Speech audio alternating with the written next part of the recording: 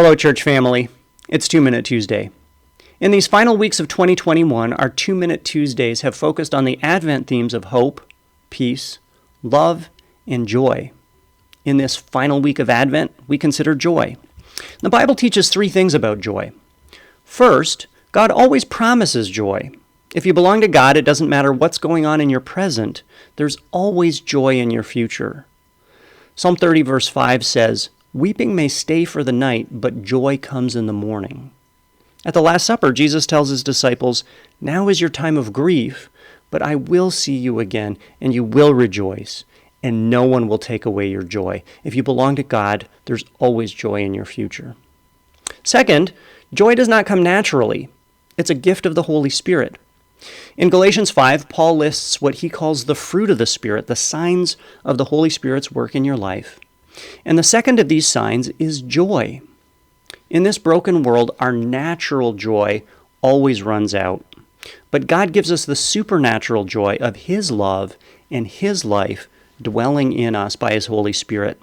And if you want that kind of joy, all you have to do is ask.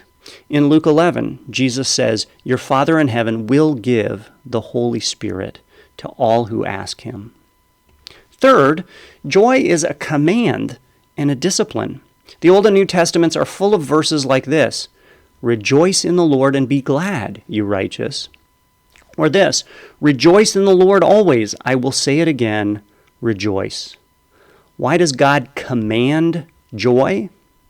Because God always gives us reason for joy. Our joy depends not on good circumstances, but on a God who is always good, no matter our circumstances.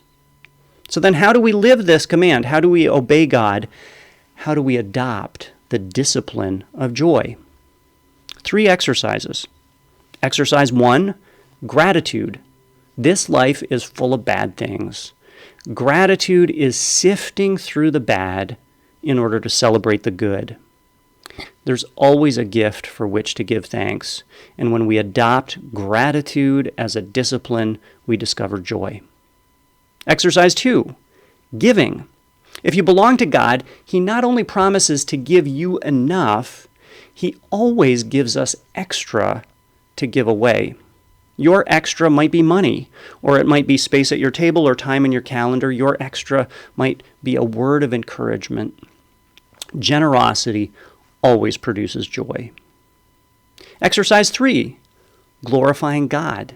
In worship, we reflect back to God who God is, and in the process, we rediscover for ourselves who God is. And here's what we relearn every time: that God is generous, He's gracious, He's loving, and He's forgiving, far more than we could ask and far more than we deserve. When we give God His glory, He gives us His joy. So, church family, Merry Christmas, Happy New Year, and may God give you the very best of His hope, peace, love, and joy this season.